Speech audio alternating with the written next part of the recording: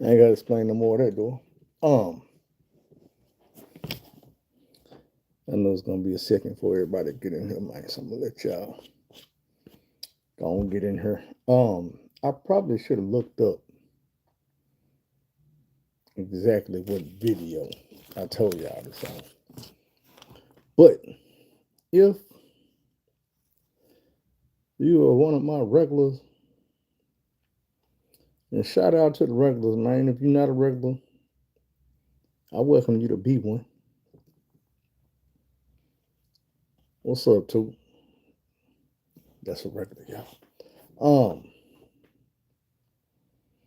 I'm fit to go over some stuff I told y'all in the past. Some shit I warned y'all about that didn't came to pass. And I'm gonna explain a little bit more about what the past has done and what the future holds. So let's get started like this. I told y'all last year when all the voting was going on, we were talking about this president every day when he was running. I was like, man, dude wants to destroy America.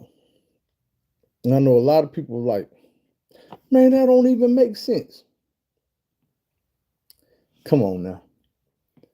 Has anything this man done made sense? Nah. But let me tell you something. I told y'all several times, several different ways, he don't work for us, meaning America. He works for a different country. Since he came in office, that different country has profited a lot. They was in the middle of a war. That war is now over. They got exactly what they started their war for. That other land, they got it. The stock market just part of it. What's up, Tony? The stock market just part of it, bro. I told y'all he wanted to kill our economy. The one thing about it, in Nigerian translation, the word MAGA means something to the effect of foreigners that fell for the scam. Probably 419. Feel free to look that up and find out what it means. Because as we know, the people that run around screaming they MAGA and fell for it, we didn't call them brainwashing and all that. But sticking to the script, I told y'all Donald Trump wanted to destroy our economy. It's damn near gone. The prices went up. For y'all who don't realize why, let me ask you this. Him and Elon Musk brag on how many billions, approaching the trillion mark, of money they have saved by cutting out these government programs. Can you tell me what one penny of that money has done for America? Where one penny of that money is right now?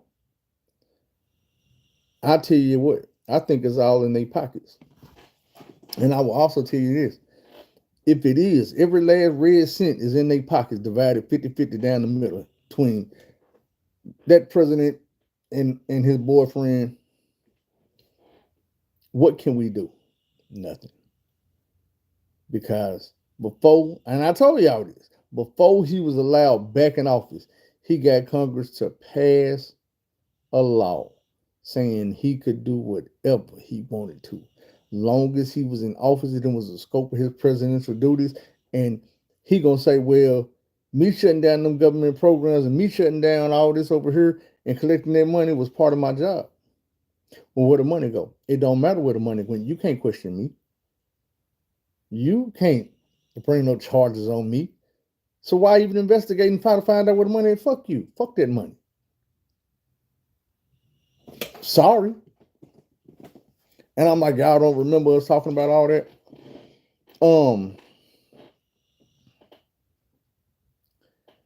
DEI in form of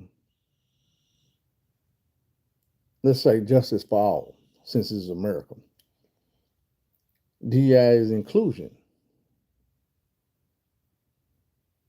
You have to include people in everything.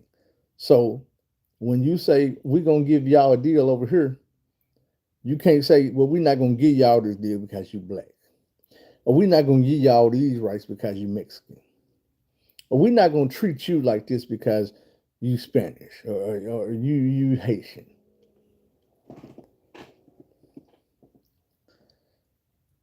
The thing is, let me tell y'all about the past. Some of y'all gonna know this, and I'm fit to educate some of y'all. This is the part where you need to pay attention. If you drive through the city where you live, you got poor people, you got people doing okay, you got rich folks. I don't give a damn where you at. You in Atlanta, you in Detroit, you in Texas, you in Louisiana, you in Montana, you in Florida, wherever you at, Virginia, Pennsylvania, you got projects, you got the suburbs, you got the city, you got all this, right? Do you know why? Do you know why all the black people stay on this side of town and the rich and white folks stay on this side of town? The poor people stay over here. You wanna know why? Because just above the thing on the bottom, which is racism, you have classism. Certain people want you to stay broke so they can stay rich. If everybody was rich, who the hell gonna cut the grass? Or the rich people? Who the hell gonna babysit the rich people kids? Or they go on vacations or they do this and that? Who gonna clean their dishes? Who gonna clean their homes? Wash they sinks and toilets out? You have to have broke people if you're gonna have rich people. Somebody got to come, you know what I'm saying? Somebody got to work the field. I don't give a damn how much money the slave owner has. If ain't nobody work the field, he gonna do some slave work. So let me break something down to you. I wish I had a red marker. This might do. I know y'all need to be more prepared. But we gonna do it like this. If this works,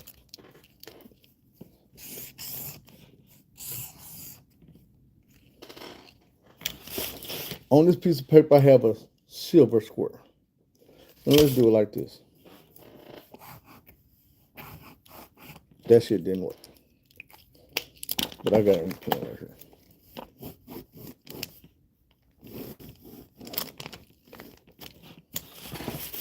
Silver square, I just put 2 boxes in it, black. Now the reason why I said I wish I had a red marker is because I can show y'all what the banks did, what the government did when they did red lining.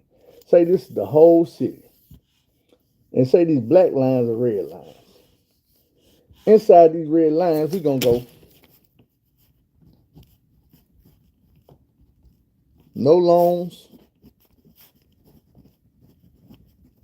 no credit. No loans and no credit. So now that you have a city and you have sections where there's no loans and no credit, the next step is to watch these people go get their loans and their credit and they build their businesses. They build good houses. They live in safe neighborhoods. And these people here are getting broke because we won't give them no loans to get a new house. We won't give them no credit to start no businesses. But everybody outside of these red lines can do what they want to do. They can build their equity. They can get rich. They can start their businesses. They can build their houses. They can move in new houses. Not these people. We're going to break these people. Now, once we break these people, and we tell them you can't get no loans to build a new house, and you can't get no credit, no none of that. You have 2 big boxes of people getting poor. So then let's say, okay, well, this is what we're going to do. We're going to come over here and buy up all the houses. We're going to knock them down. We're going to build highways and strip malls and all this stuff right here. These poor people that we broke and made poor start moving over here because this is the only place they can afford to live. Another thing you have to realize is the housing projects in your city. When they were first built, they wasn't built for black folks. They were built for underprivileged white folks so they could get their area to live and build. they can start trying to catch up with the rest of society. But over time, you had DEI. What DEI did was say, you know what? You can't keep these black people out of this house over here. You can't keep black people from getting this loan over here. You can't keep black people from getting this housing or this, all this shit. The food stamps, all this shit was made for other people. They were trying to starve us out. Well, guess what? The underlying thing is why Trump is also robbing you. All them people that voted for him know that when he got in office, all this shit that he did still gonna be there. So the DEI and all that shit is gone. Even though he breaking them right now, he told them it's gonna take a little while now. Shit gonna be rough. We in the rough patch. What he didn't say was shit gonna be rough, but it's gonna get better for them. See, once I leave office and everybody's come in and it's all forgot, then you're gonna be able to get this shit that these other people ain't gonna be able to get. You're gonna be able to go back and get your housing. They not. You're gonna be able to get your loans. They not. You're gonna be able to get your businesses. They not. Because we took all that shit, all them civil rights and shit that they had. Man, we stripped that shit down slowly but surely. It ain't even happening slowly. This shit happening every day in front of your eyes. They breaking America down. At one point, they're gonna build it back up. They don't want us to be included in it. Right now, they breaking us. Everything we done put together, they taking this shit. Somebody gonna get it back. It's not gonna be us. They shaking up the monopoly board. The whole board getting shook up. And when they start putting the houses and the property and all this shit back together, guess what we gonna be at? In them boxes. What I mean by them boxes is, if you go back and you ask people about that president being racist, they'll tell you, oh, back in the day, he got sued because he owned property where people lived, apartments and such. And they would put a big red C at the top for colored folks, letting you know to not approve that loan. That's that red line of shit I just got through telling y'all about. So if you don't think the dude know how to do that shit and he ain't been practicing it, you crazy as hell. You crazy as hell. I told you so. Can't nobody on here say that I didn't already tell y'all, hey man, dude is gonna get in office and go crazy. Dude is gonna start taking rights. He gonna start stripping down all the shit that's supposed to help people. He gonna uproot America. Right now,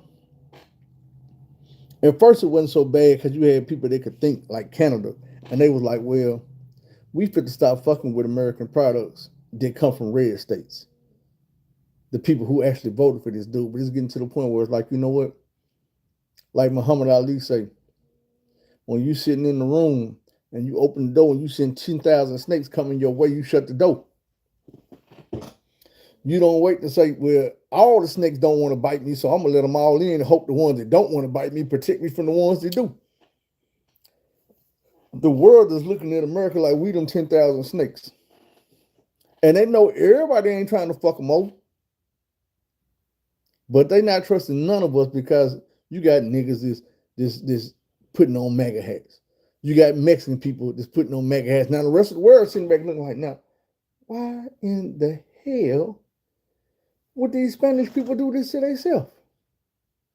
Why in the hell has these black people not rose up and deal with black? We always say black people are savages. They crazy. They ain't going. Yeah, they is. Yeah, they is. I told y'all, niggas ain't the savages you think they is. We'll do something to each other. But them real savages come through here and cut our heads off. Hang us from a tree. They'll put on police suits and badges and they'll gun us down in the middle of the street. It don't matter if you're a kid, a teenager, a football player, basketball player, part of the legislation, another cop. They will do it to you because of this right here. They real savage with it. I'm just saying, black people can talk their tough shit all we want to, man. We don't have that savage ability. We have too much empathy and sympathy in us. We've been told we don't. but we do. We care. And to all my Latino and Spanish brethren, man, let me explain something to y'all. I see so many videos laughing at y'all and mocking y'all for the mistakes y'all made. And I'm gonna just tell you that's because of our pain. We went through so much in this country, we do it every day. We go through this shit every day. And oh, how we wish that people who share this melanin like we do will rise up and band with us and say, you know what, enough is enough. And we look at Mexicans like, man, Mexicans don't play, Mexicans don't go, Mexicans ain't with that bullshit. And when the time came, we felt like y'all said, shit, man, fuck them niggas. They gonna do it to them, not to us.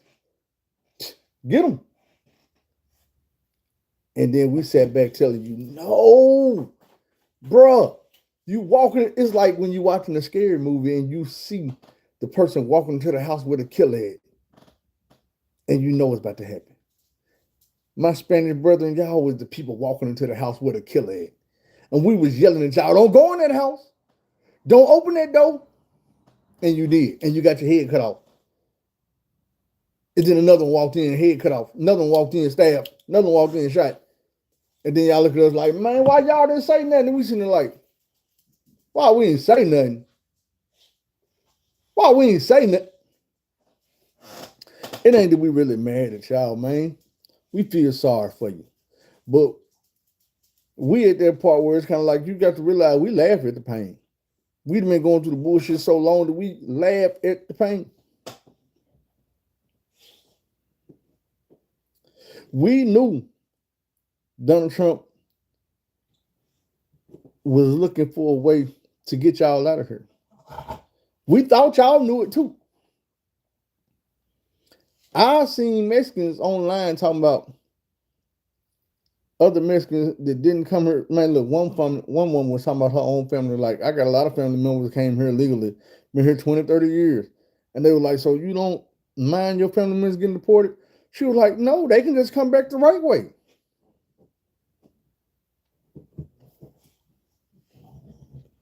What's the right way? What's the right way? Donald Trump is saying he don't give a damn if you was born here. That don't make you a citizen. Guess what? He was born here. His ancestors wasn't. So how's he a citizen? His wife wasn't born here. So how are his kids citizens? I'm just saying. Dude fed y'all a line of bullshit, and for some reason, I would never understand. You bought it. You bought it. I can understand how a lot of these white people, they feel for the bullshit. They racist ways got them. Them thinking, oh, he in it for us.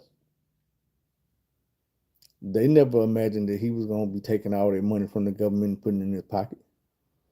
But I'm like, bro, he robbed us the first time. They overlooked it. They make up excuses. It's like watching a battered woman make excuses for the husband to be beating her ass. Well, I shouldn't have made this food and let it get cold.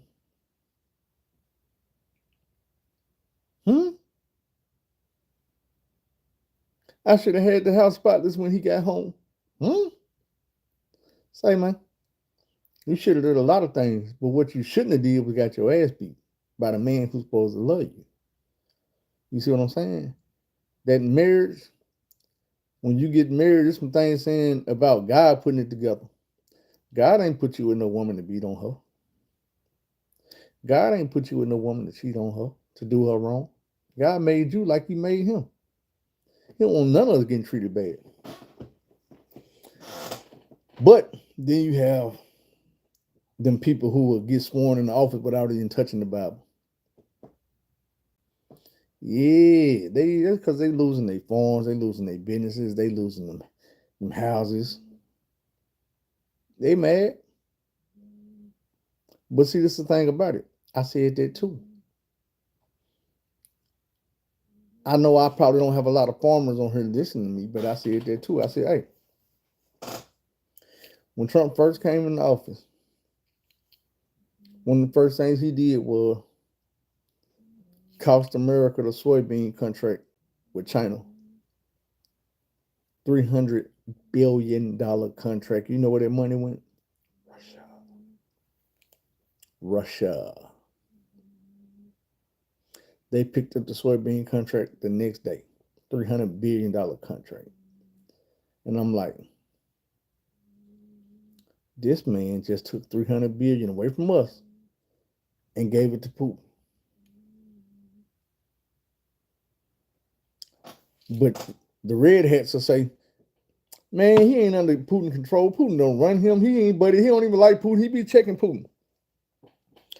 Since when? Because it kind of look like Putin checking him. He talk all that tough shit. He backed down from China today, didn't he? Didn't he? I mean, it is what it is, but I'm just going to tell y'all the truth. I can't say I ain't got no dog in the fight. Hell, I'm American. I live here. Let me tell you something else. When I tell y'all that the man wanted to weaken the country, I said he wants to weaken this country, run all our allies off so Putin can come over here and take America. I told y'all what they basically want to do is he wants to become a dictator so they can split the world in 4 corners. You got your 4 pieces. You got China, North Korea, Russia, and number 4 would be Trump. If he can shut down America, if he can run out all our allies, they can take over the world. That's what dictators want to do every day of their existence. That's what they think about. Pink in the brain. What we going to do today? Try to take over the world. Trump wants you to do exactly what he say do when he say do it, or face dire consequences.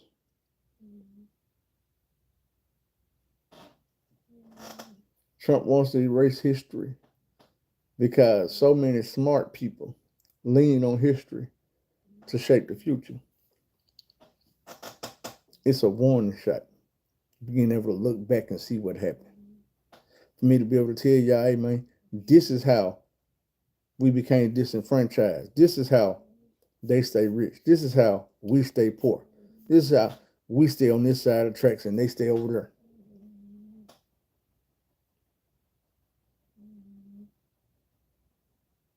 See, a lot of people, if you ask them, why is the projects full of black people? They're going to say, because they're lazy. They don't want to work. They think we don't have it because we ain't willing to work for it. They think they do have it because they are willing to work for it. It's a goddamn lie. Tell me now what Trump has that he worked for. He was giving it all. He was giving hundreds of millions. People say, well, he turned into billions. Since when, nigga? Since he started stealing it? You got a motherfucker like Elon Musk. Elon Musk is stealing too. But he's also selling all his shit off. Elon Musk been told y'all his smart ass plan. See, I'm a genius. I'm going to tell you. Elon Musk is like, look, this is the goal of money. We want to save America. But I'm going to step down from my position. I don't need to be in that position to get this goal accomplished. Thing is, what he actually telling y'all is, we fit to steal this much money from America. This is the plan. But before we get there, I'm gonna tuck tail, run, and hide with mine. I don't need every penny. I let him do that. When the jig is up, he gonna be sitting there holding the bag. Not me. I'm gonna be gone. You'll never find me. See, Elon Musk is already the richest motherfucker. How much more money do you think he need? He couldn't spend what he got right now if he wanted to. What would he spend it on? What could he buy? Nothing. There's nothing you can sell him to get all that money out of his pocket. You don't have a dream big enough. You don't have a hope big enough to sell him.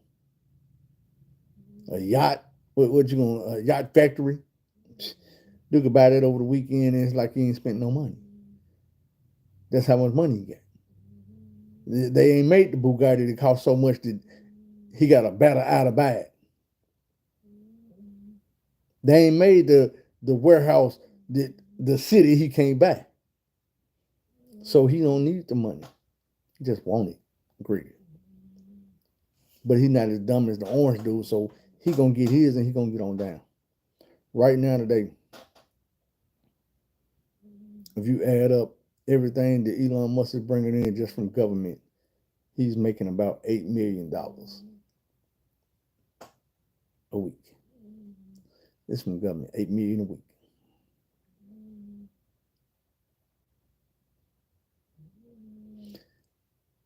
Why is he trying to take the $65 a week your granny getting for Social Security? They want to investigate that. They got to look further and deeper in that $65 a week the old people getting, but ain't nobody looking into the $8 million a week he getting. They don't, you know what I'm saying? He got so much money, it's like, he don't have to steal from us. Let me explain something to you. No rich person gets rich by being honest. They bend rules. They break rules. They X people out. They knock people off the ladder when they climb to the top. It's like the rap game. When you go back and you look at Jay-Z, one of the richest, there is a trail of dirt behind him. There is a trail of motherfuckers who ended up in prison behind him. Motherfuckers ended up in the grave behind him. Motherfuckers who lost their money behind him. Friends, enemies, associates, all these motherfuckers. It ain't like he just got to selling albums. Jay-Z ain't sold that many fucking albums. You can say, oh, well, he sold 144. Nigga. I remember when Jay-Z albums wasn't going platinum. Barely going gold.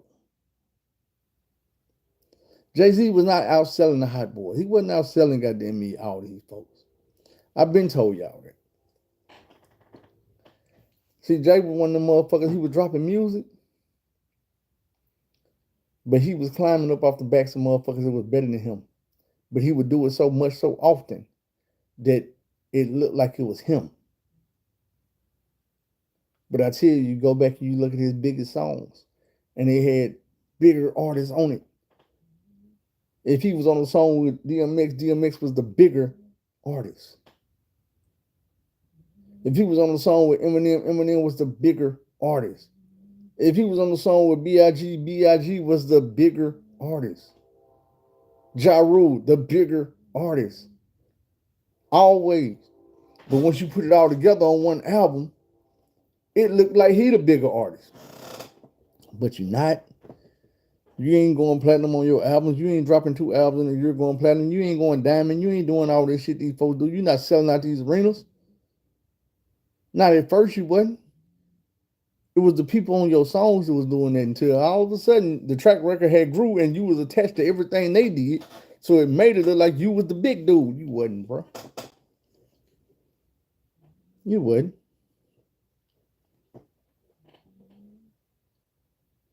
Yeah, if he go to China, he will lose. This is the thing about it.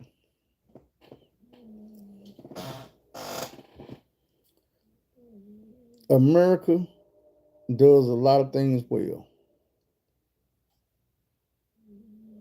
But No matter if we number one in everything in the world, if everybody else is hard to fuck with number two and leave us over here tired lonely, I can use these same little boxes I just did for something else. And I'm saying it because he said he know if he go to war with China, he gonna lose. This is America. This is America. This is the rest of the world. Right now, the rest of the world is trying to freeze us out. Like, fuck y'all. Guess what? What can we do? We be over here like, man, we got the best shit. Nobody buying it. Nobody want it. You see what I'm saying? We can be over here making all the Fords and Hondas we want. But what if the other, and all the Fords and Chevys? But what if the rest of the world decides we drive a Honda, Hyundai, Kia, Benz, BMW? Where they leave us at? Because guess what? Over here in America, motherfuckers already riding all the other shit. They getting a better value off all the other shit.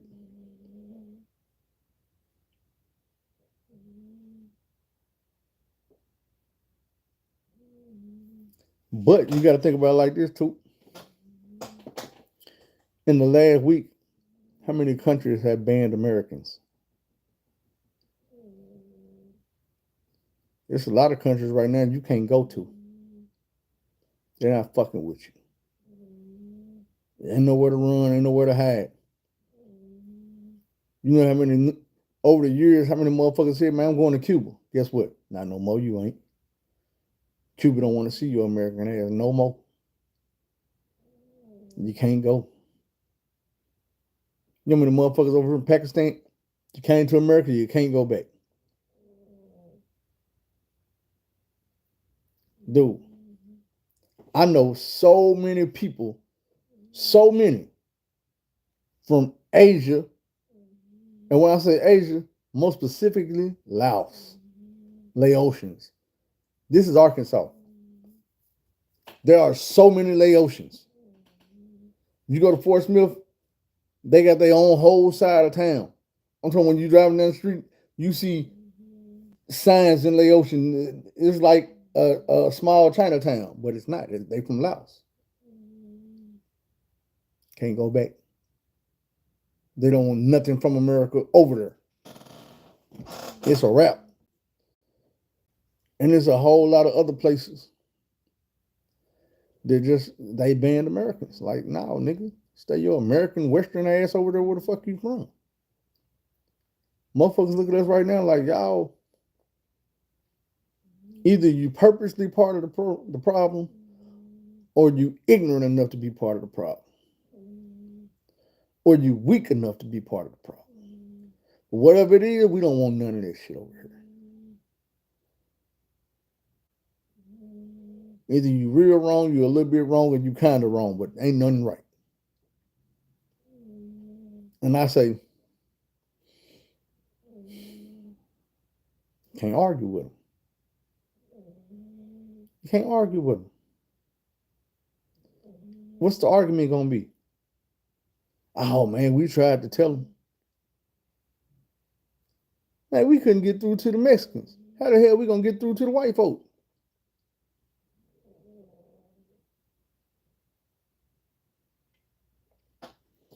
Find one that's going to accept you and shoot me a kite. It's some places in Africa say no Americans right now. It's over 300 countries over there, but there's a few of them saying nope. I don't give a damn if you're black or none of that. Keep your ass in America.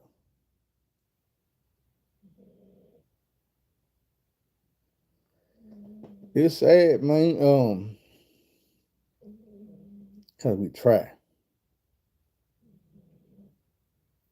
It's like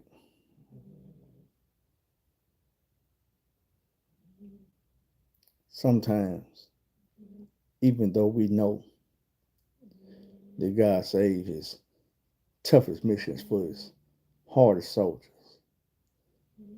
sometimes you get tired of being that hard soldier. Sometimes you want to be able to relax and enjoy your life and say, you know what, life is good. And sometimes life is good. But we have one or two people that equal up to be sometimes a few thousand that have manipulated their way into being in charge of us in this country.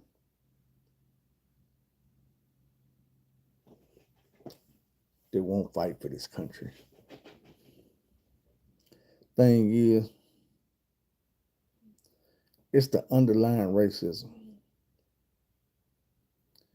It's the word all that has always had us all fucked up. The word all is like a cuss word. I'm going to tell you what I mean by that. Remember how you felt when you said Black Lives Matter and they said all lives matter. All is like a word they throw out there when they don't really mean it. It go way back.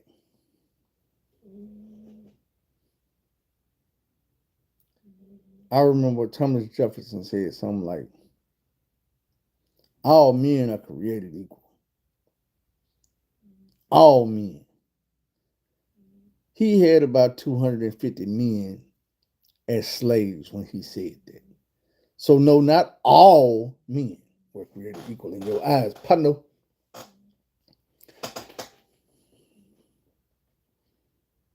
In America, we have this saying that they teach you from a baby.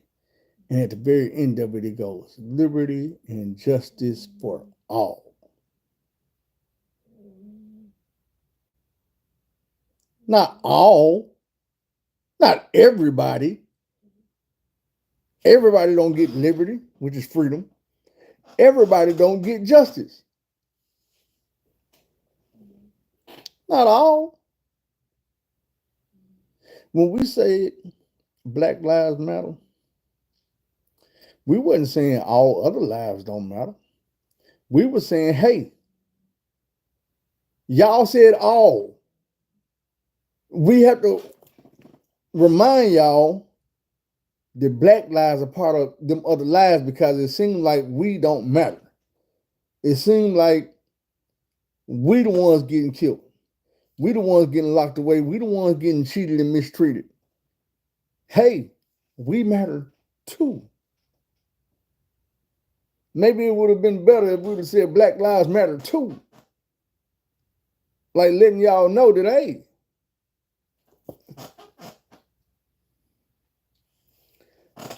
see, because I'm going to tell you,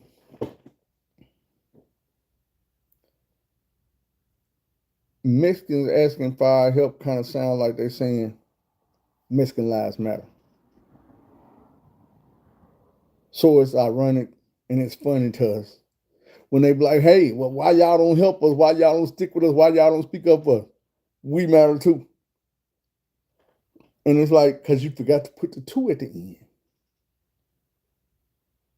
You want us to say, fuck the program. Let's pick up their agenda. No, nigga. How about you come join our agenda? Because when we say Black Lives Matter, we don't just mean African Americans. We mean all minorities. This around this bitch getting treated different, getting killed, getting cheated, getting stuck in these little boxes. Maybe if we would have said minority lives matter. Maybe we would have said melanin lives matter. They would have been like, oh, okay, yeah, okay, we'll ride with you on that. Because I'm going to tell you something.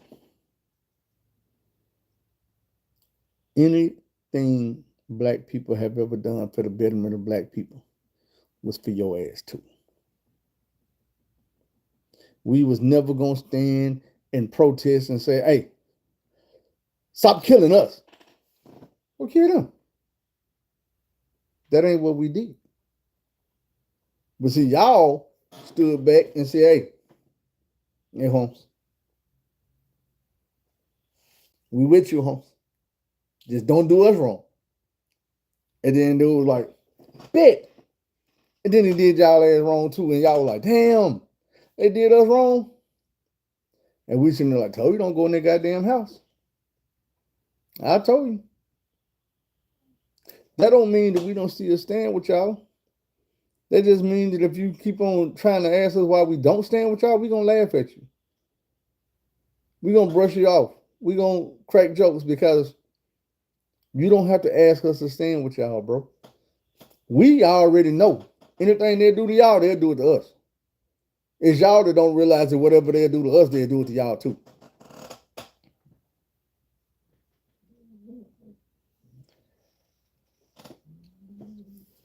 Right?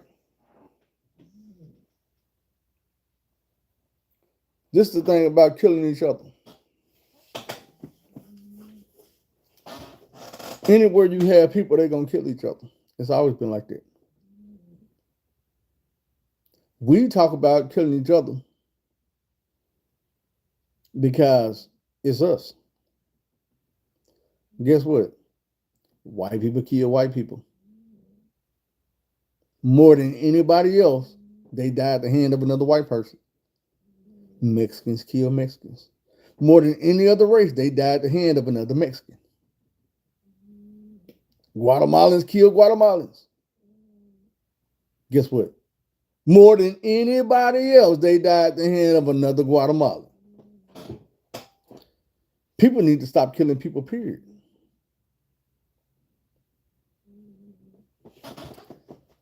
Don't blame the messenger.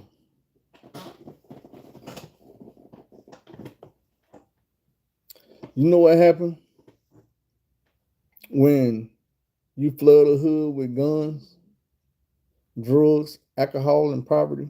They kill people.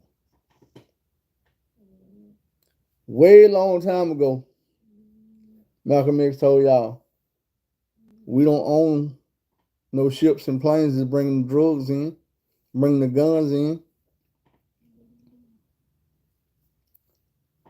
I'm from the hood. I will tell you, just like people in Chicago will tell you, like people in Atlanta will tell you, like people in Miami will tell you, people in Houston and Dallas will tell you. Every once in a while, there is a train that rolls up to the hood and stops, and it's full of guns. And it parks right there in the hood, on the tracks, unlocked, and then all the guns disappear. And then bodies start dropping. Do you think it's on an accident? Do you? See, one thing America is never going to do is ban the guns. They're not going to take the guns.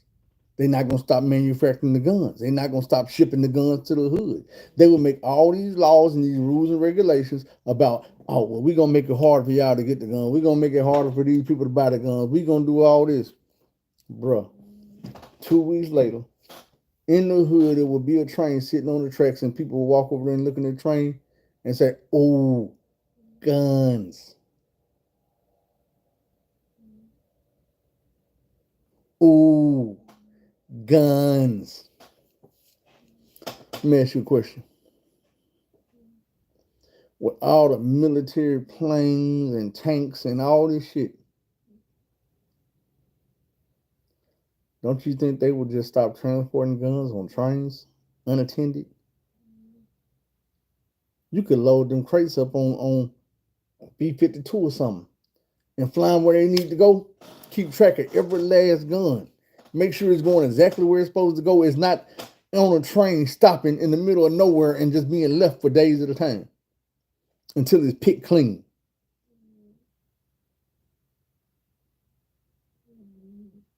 $18 was the same way, full of guns. We'll pull up in the hood, the trailer get dropped, and it's gone. Bruh, listen.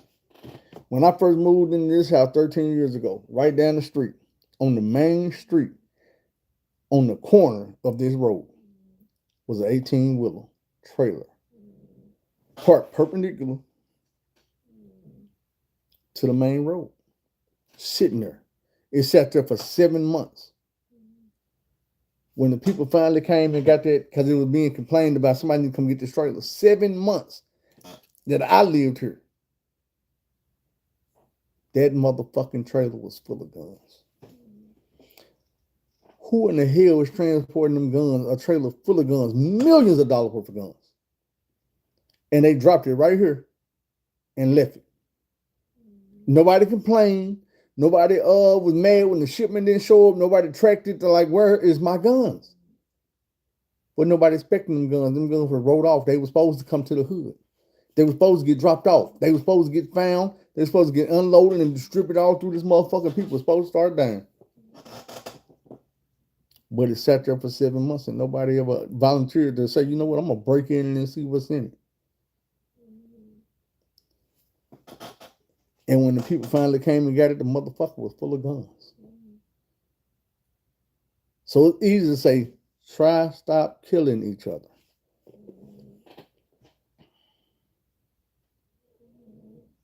Bruh.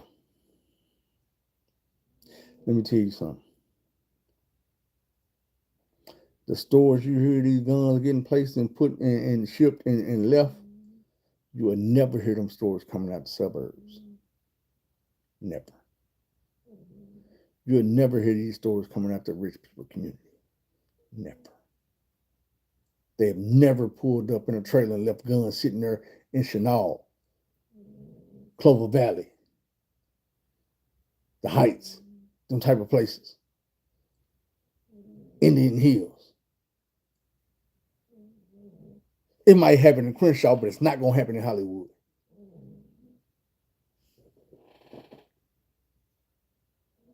Yeah, I heard about the kid that got stabbed up. And I'll say something about that real quick. I feel it's my duty. A kid had a knife for protection. He wasn't walking around threatening people with the knife. But let's just say he had a gun, an assault rifle. Let's just say instead of being at a tent they say he shouldn't have been in, he hopped in his car and crossed state lines. Went to where these people was with this automatic assault rifle and ended up killing 3 people. 3 unarmed people. Let's just say he was white. His name was Kyle Rittenhouse. We ain't got to say shit else. Do I got to say something else? Because here you got this A student, this athlete, this football player, went to go chop it up with his friends. But you had some white dudes who felt like he shouldn't be there. And they physically tried to remove him. He ended up stabbing one of them while he was fighting because he getting jumped on by somebody bigger than him. Somebody he told, please leave me alone. Please don't put your hands on me. And they did it anyway. After he did it, instead of fleeing the scene, he stood there, waited for the police. When the police arrested him, the first thing they asked him is he okay? But like I said, he's sitting there with $1 million bond, facing these murder charges. But if he was white and he had an assault rifle and he had crossed state lines and his name was Kyle Rittenhouse and he had killed more than one person, killed person after person after person, they wouldn't give a damn.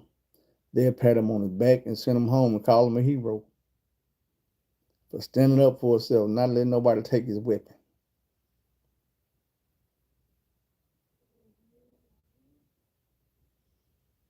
But see, when they tell the story, they're not going to tell it like that. They're going to say, oh, well, he was a thug. Something else I told y'all about.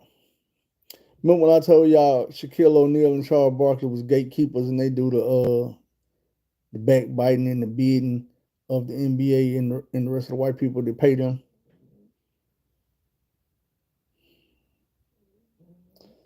I was watching some NBA shit the other day, and I heard Charles Barkley say he making $200 million in the NBA and he still act like a thug. Gotta have his little fake guns, pointing his fake guns like he a thug. You are not a thug. And I'm like, why come when white people have guns, nobody calls them thugs? This is my thing about it. They treat Ja Morant like he has shot somebody, killed somebody, shot at somebody, pistol whipped somebody, anything but being an NBA player and actually owning a legal firearm. What else has been his crime? Now I know sometimes it seems like Ja Morant want to be hood when he's not. But the whole thing about it is, what is his crime? Okay, he had a gun. He is a rich black athlete. Somebody might want to try him. Somebody might want to rob him. All robberies don't mean you gonna just lose your chain. You could die.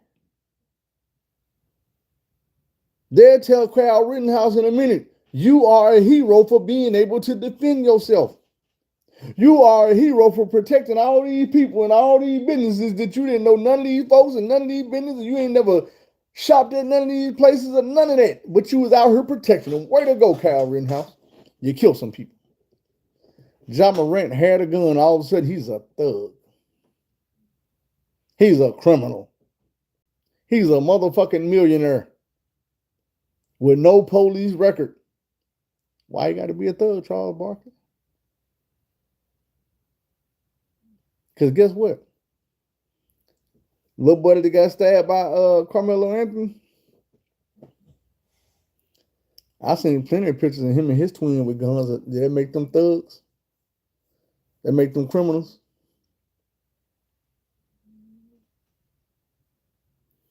I'm just saying.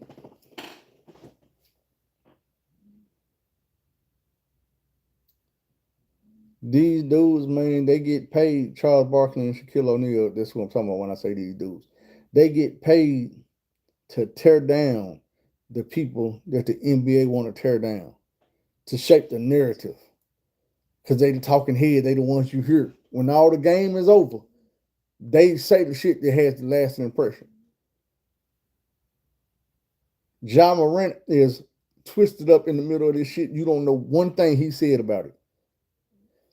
Nobody gives a fuck. They're not gonna put a microphone in his face and say, Ja, give us your side of the story. Yeah, man, I'm just a rich man. They trying to tear me down. They wanted me to sign some contracts the other day, and when I ain't signed it, all of a sudden I'm going through all this bullshit. You're not gonna hear that. You're gonna hear Charles Barkley say, "Man, he a thug. They giving you all this money, and you want around here being a thug." That's what you're gonna hear. But when I was thinking about this the other day, I'm gonna do this anyway because it's part of what I was thinking about the other day. That thing it ain't dead, but I don't want to have to turn it on and then all the notifications gonna come up.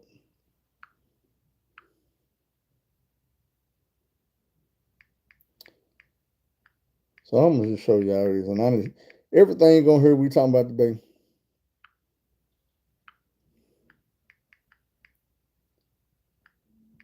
I done showed y'all before. So I'm gonna show y'all again. So I want y'all to understand when I be telling y'all about the humiliation rituals. That's Charles Barkley, man.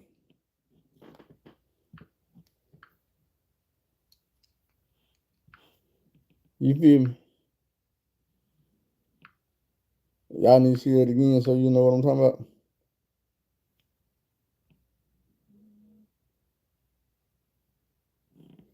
You think that's the only time? That's Charles Barkley, man. I don't want to hear that shit.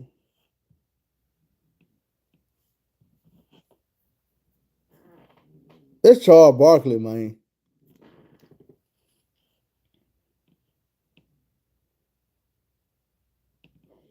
Now, let me see something else.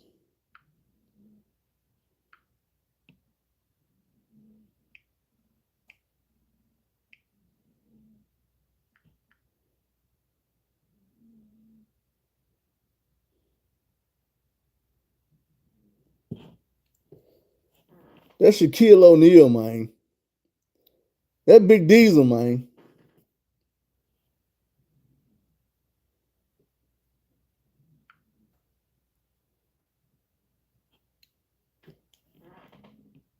That Big Diesel, man. Look closer so y'all can see it. They do that shit. These folks have gotten them. They have made them put on the lipstick and the wigs and the dresses and the fake titties and shit. They went through what they had to go through to get this money and to become the gatekeepers that they are. I had to break this down the other day on Facebook to somebody that was bragging about Shaq being the ultimate basketball player and had he one of the GOATs, and I said no. Fuck no. Now, if I'm hating, y'all stop me and tell me I'm hating like Uncle, you just hating right now. Uncle, you just hating. Let me explain something to you. If this was a number, what number would it be? What number would it be? Big ass zero. Let me see the significance of the zero. This is Shaquille O'Neal's skill set in the game of basketball. When I say a skill set, I don't mean this is what he got going for himself. He bigger than everybody. Being big as fuck is not a skill. That's genetics. A skill is shooting. Can you shoot? Threes, mid-range, free throw. Do you have that? A dunk ain't a shot. Shaq can sit 3 feet away from the goal and shoot all day, and he gonna still miss 50%. I promise you. He will have less than 50% shooting from 3 feet away. Do you got some handles? Can you dribble? Can you get down the court? No. That's a skill set. You do not have that. Can you pass? You got the assist game? You can dish the ball? No, you don't have that. Can you steal? Can you watch that ball have somebody give me that? No. Even your blocks come because you bigger than everybody, bro. See, LeBron James has a skill where he will chase you down the court, time your jump behind you, and swat that shit out there or pin that shit to the backboard. Shaq, can you do that? No. All you can do is try to get in between somebody and the goal and be big enough to keep them from getting there. Any big motherfucker your size could do that. You don't even have the skill to be able to run up and down the court all day. I remember how your big ass used to get tired and just, fuck it, it's 4-on-5 down there. But when they come back down here, I got you, big boy. I got you. Nigga, you was not a basketball player. You just a big ass nigga that played basketball, bro. We just gonna keep it 100. These is facts. He be sitting around talking about LeBron James only got the stats he got now because the NBA soft. The NBA done got soft. Bro, when was the NBA not soft for you? What human being was making it hard for you in the NBA? That was hard on you. I remember Barkley slammed your big ass. But I'm just saying, that's because you was a bully. You always been a bully. Your big ass couldn't hang with the centers of the day. You're not going to go out to that three-point line and guard big Jokic. You would have had a heart attack running from that rim trying to get to that three-point line because your man had backed up back there. You were used to them 90s NBA motherfuckers that was big and slow as you, and they were going to try to get to the rim. If you was a big man, you was trying to get to the rim. You was the biggest big man, so you worked down there and you stopped motherfuckers. But what would you have been doing to a motherfucker like Giannis? Big strong motherfuckers gonna come flying at that motherfucking rim if you down there or not. You was gonna foul out. If Giannis did that 5 times, you sitting on the bench. If he did it 6 times, you sitting on the bench for the rest of the game. You out of there. But you gonna say whatever it is they tell you to say. So they let you keep talking. When you're not saying what they want you to say, they're gonna shut you the fuck up. They're gonna shut you the fuck up. Like for real. I done seen some motherfuckers that halfway say what they want to say, give it a ring. And then when they think there's some money involved, they're gonna shut the fuck up. They're gonna change their storyline. You've been got the message. You're gonna keep your storyline at whatever they want it to be. You and Barkley. That's why y'all end up, look, I tell y'all a lot of time, they gotta find new ways and new ways and new ways to get Shaq money. They got to pay that man because he gonna do what they tell him to fucking do. Shaq is the president of Reebok. Same nigga that on one hand will tell y'all, I keep the prices of my Shaquille O'Neal shoes so low, and I sell them at Walmart so all the kids can get good shoes and they can wear affordable shoes. Then why are you the president of Reebok? You tell kids on one hand, hey, I make these shoes for y'all. But then you go over here and tell these folks, hey, I got these Reeboks here, nigga, 200. What's happening? That's like going to a kid's school and telling them, hey, eat your vegetables. You want to be big like Shaq? Eat your vegetables. And then when they walk outside the school and they on their way home, it's a Shaq ice cream truck. A Shaq candy store. Nigga, how you telling me I should be wearing Shaqs? You don't even wear Shaqs, my nigga. You don't wear that bullshit. Let's prove a point. Nothing. We gonna type, matter of fact, Shaq wearing a pair of tennis shoes.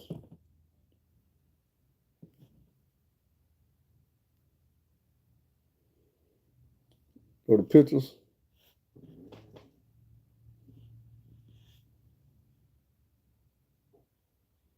And let's go see. This was the first picture. Those are Reeboks, not Shaq's. Second picture, let's blow that up.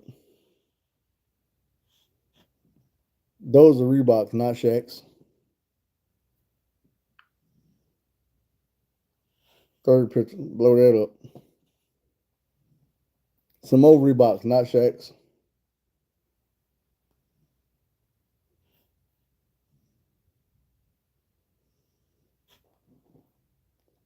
Those are Shaq's, but they also Reeboks. And I'm just saying, so y'all know I'm not, you know what I'm saying, picking and choosing. This nigga wears Shaq's, Reeboks. If you catch him in a pair of Shaq's, they from Reebok, they not from Shaq.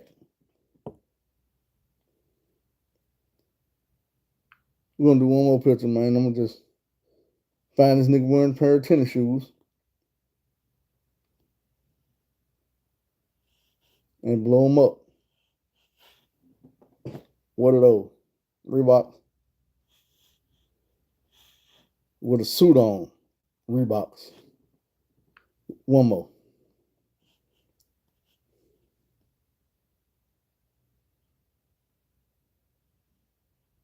Well, shit, I can't tell what them is. So we're gonna go to the last one. It was that one. I don't know what them is either, but they ain't Shaq's, goddamn. I'm just saying. It's a difference between your brand and what you want to do and what they paying you to do. So even though you got your own brand, you get paid to wear Reeboks. So you're gonna say fuck your name and what you trying to do for these kids.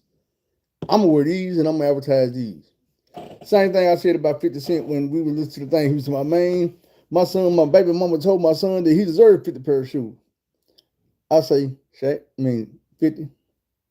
At the time, you discarded your son like an old pair of shoes because he wanted some more pair of shoes. Nigga, you had your own fucking shoe deal. G Unit. For Reebok. If I had a shoe deal and my son was telling me that he needed 50 pair of shoes, nigga, you would have every color wave of G Unit sneaker in the world. You getting the prototypes, you getting everything. You gonna ever, and ain't no kid at school gonna talk about you. Man, you only wear them. Nigga, these my daddy's shoes. Did your daddy got some shoes? He talking about the dude on the Fortune 500 and his daddy lawyer. He got 50 pair of shoes. My daddy on the Forbes list. Why I can't get 50 pair? You can. They coming. And when you go back to school and the motherfucker talk about why you wearing them, nigga, these my daddy's shoes. Whose shoes you got on? Jordan? You know him? That's your daddy or something? That's your uncle? Your neighbor? You know him? I ain't think so. Yeah, these my daddy's shoes. Nigga, you want some? I'll help you get a discount. Man, ain't nowhere in the world my son would have been free advertising my shit. Every nigga in the school would have been wanting to wear a pair of these motherfuckers. But 50 don't think like that because he's so used to wanting to shit on people. Even his own family. That's why I don't like him. Because you don't want to help nobody. You want to shit on people. Even when you do help people, it's just for what can I get back? What can I get out of it? If I can't get nothing out of it, I'm probably not going to do it. And I've never been that type of individual. I understand that blessings come from help. So when I help people, when I enlighten people, when I help people get where they need to go, it's a blessing within itself. But at the same time, one of these days, when I need it the most, God gonna come through for me. He gonna use one of his people to do what I did. The same way he used me to come through and put me in somebody's path so I could help them, he gonna put somebody in my path one day when I need them the most, and they gonna say, I got you, bro. They might not even know how important that I got you, bro, is. But God knows. So when I find myself in a situation where I can tell somebody, I got you, bro, I do it. Is it because I want something back? Yeah. But I understand that just because I do something for you don't necessarily mean that I'm going to get it back from you. I don't look for it back from you. I just want my blessing in return. I don't need it right now. I just need it when I need it. And God going to give it to me when I need it. So that's how that go. Back to what we started out on, man. Anything else we need to talk about? Man, let me get to this here. I was telling my mama that they had dirty the feds was because they got all this evidence on these murders that Big U supposedly been a part of did. And they done had this evidence for years. The rap artist that was on his label, I can't think of dude's name. Rest in peace to him. But they were like he came up missing. They found his body in Vegas. Well, now they didn't release the information like, well, not only did we find his body in Vegas, but we have footage and cell phone pings from Big U in the area when it happened. In this SUV with this dude, and they also have a footage of him with the dead rapper in the back seat looking scared as hell. He's sitting like at the gas station while they filling up, looking like he's being held hostage. This is a few miles from where they found his body at. It shows the Big U phone was pinging in that area. It showed that he was pinging at the dump where they found the body at. Then they had footage of the truck when he left. And dude wasn't in there, it was just him and the other dude. And I'm like, man, the feds done had this information for years. Letting the case build, they done had this information for years.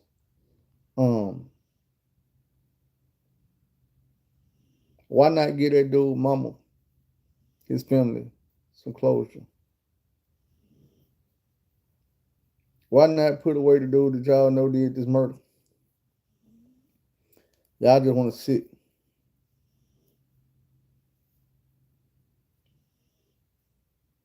And I be tripping on how they tell on themselves.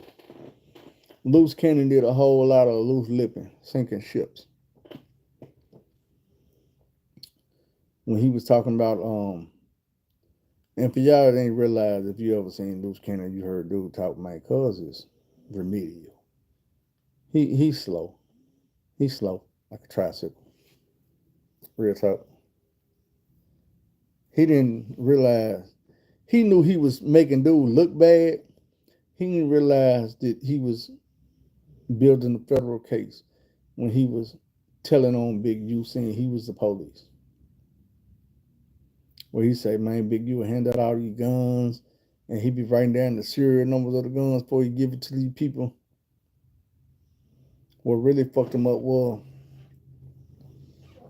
when he kind of, in a roundabout way, told it that Big U had set PNB Rock up.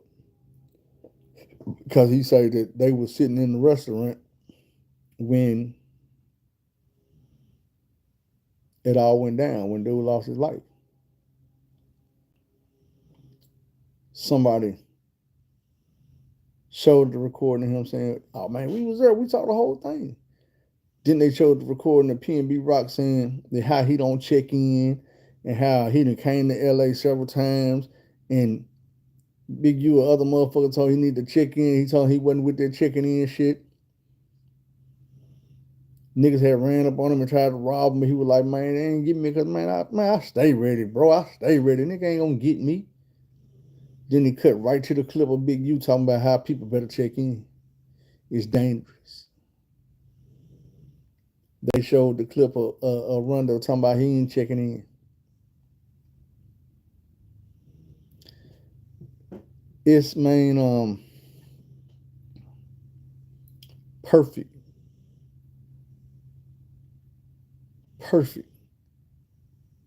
to show to the kids why the gang banging ain't worth it. I got a photo in my phone of a chessboard, and they got all the pieces laid over like they got shot, blood trickling. All these pieces on the board, and out to the side they got the king and the queen, black, king and the queen, white, sitting at the same table having a meal together while all the soldiers is dead. And first thing I thought when I seen it was like, right, the soldiers don't realize that y'all gonna go out here and kill everybody and die. And the rulers, the head, is gonna go sit down and have a meeting. And you was out there gung ho, fighting with a purpose. These people don't give a fuck about you, bro. You gonna lose your life, and they gonna sit at the table together and break bread and talk it out. They gonna have a disagreement, so most soldiers gonna die. They not. Same thing with the gang. They get you when you young. They give you something to believe in. You ready to go gung ho, kill and die, my nigga. While you shooting, while the Crips is over shooting at the Bloods, you got big motherfuckers that been in the game forever and got up to the top. They realize, hey, we not beefing with y'all, bro. But we need these folks out here following directions, making this money, getting us rich, keeping us safe while we do what we do. See, if you get a nigga like Big U, and Big U is doing back deals for Bloods, Crips, Pyrus, folks, vice lords, white folks, police, DEA, FBI, CIA, they working it. And you young niggas is around here doing all this dirt, and you'll never ever think that, damn, I'm ducking from these Bloods, but he having dinner with them. I'm shooting at these motherfucking bloods, but he doing a podcast with them. He gonna tell you ain't nobody bigger than the program, but then he'll kill you. You see what I'm saying? Nipsey Hussle died behind some, are you bigger than the program?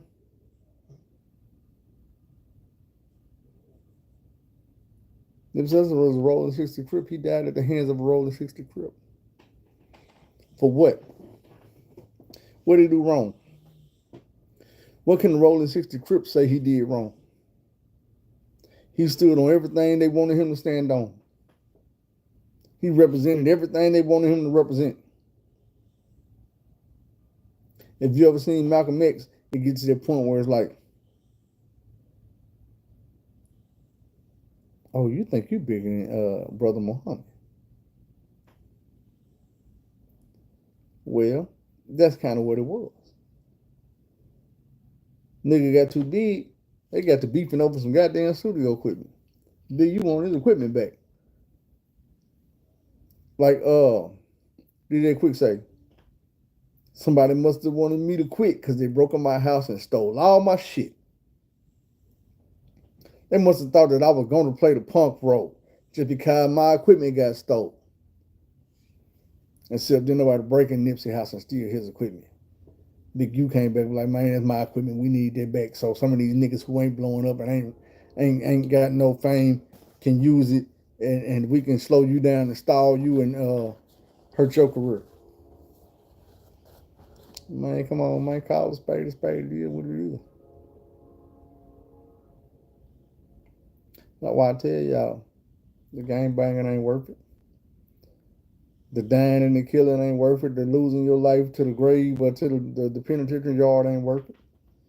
There's so much other shit you could be doing. I heard they was telling me about the YNs today. And some of my man, they just don't care. And I'm like, man, they don't know what to care about. A lot of them need a spanking, but they don't know what to care about.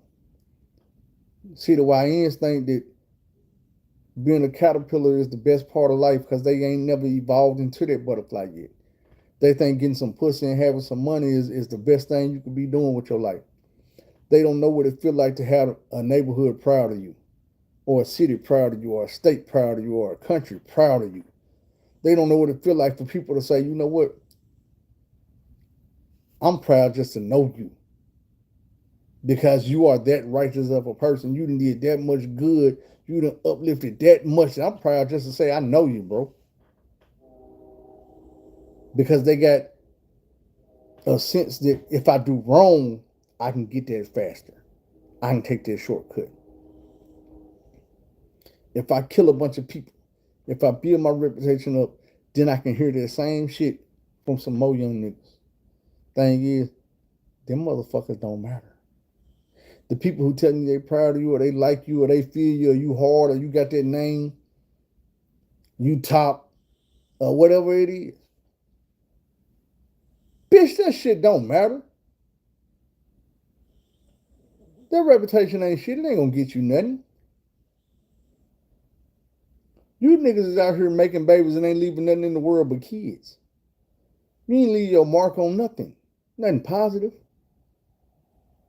Your kids is bearing you before they turn 10 years old. Only thing they can tell the world about you is what they heard.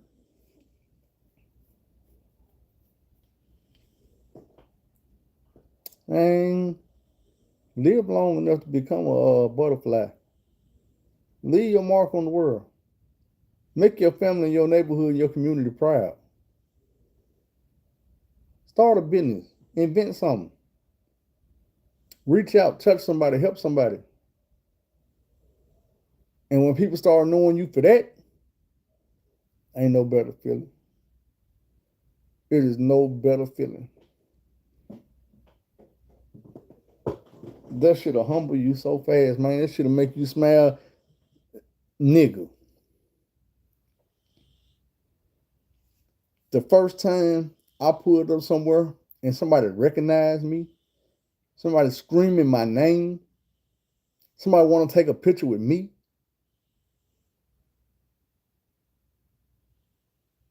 I couldn't quit smiling. missing all these teeth and mouth still, I couldn't quit. The muscles in my face wouldn't let me. I couldn't have this shit. I had to humble myself and just let it happen.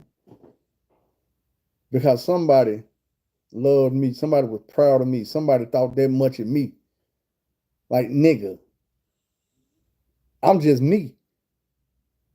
I'm not LeBron James. I'm not Barack Obama.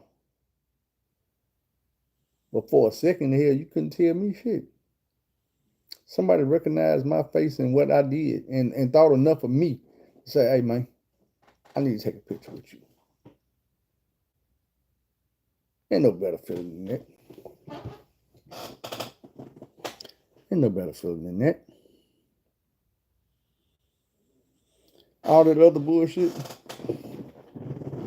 you can lose that shit so fast. Even these rappers, man. The way people's mindset is now, you go to jail 2-3 years, you come back home, nobody give a damn no more. Could have been the hottest thing while you was gone. Nobody give a damn no more.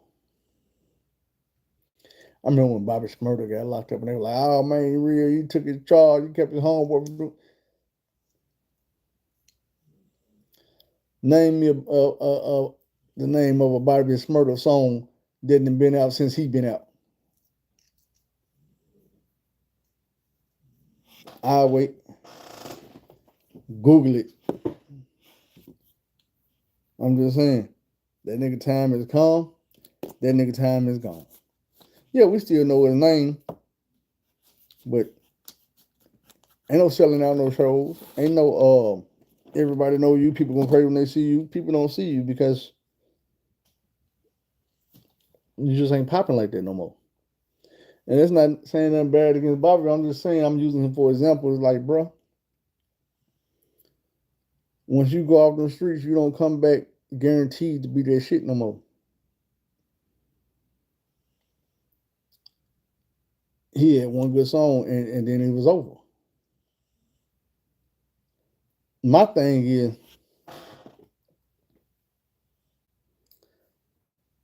I only listen to the song for the beat. I used to be like, damn man, that's Lloyd Banks' song. And if you don't know what I mean, Google Lloyd Banks Jackpot.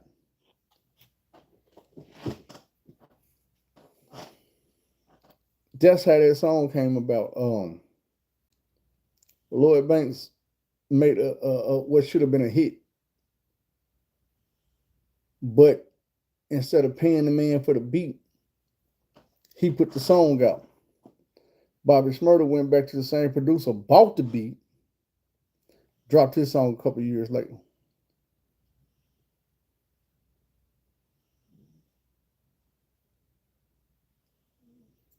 He dropped Hot Nigga. But if you ask me, Jackpot is 20 times better than Hot Nigga. But man, we done went an hour and down to 30 minutes. I know a lady don't feel like it to me. Zena over here knocked out. So I guess we're gonna get ready to end this. And we'll be back, man. There's a lot of shit happening every day, man. I'm trying to work my way. Damn, bro. Yeah, we fit the end it. We've been in an hour and a half. I'm trying to work my way back into doing this shit on the regular. But I ain't working. So I've been, you know what I'm saying, trying to find a job and stressing a little bit, depressing a little bit. But we're gonna be all right, man. We're gonna be all right. So on that note, don't be afraid to take the long road instead of the wrong road. Do things the long way instead of the wrong way. Find somebody to help. Tell somebody you love them. You know I love y'all and I appreciate you. What's up with it, Greg? Ticket Tiger, man. Shout out, man. Appreciate y'all for coming through the fuck with me, man. If y'all just now coming in here, which I see a lot of people just now coming in here. That's messed up. Man, y'all gonna hit the replay, man. Hit the like button, hit the subscribe, and we gonna be back soon, man. If it's something we need to talk about, man, feel free to just hit me up, comment on one of my pictures or something, and let me know that we need to talk about it. Comment on the video or something. Let me know if I feel we need to talk about this or ask my opinion on it. I'm gonna give it to you. Other than that, man, y'all pray for me. I'm praying for y'all and pray for somebody else. Yeah.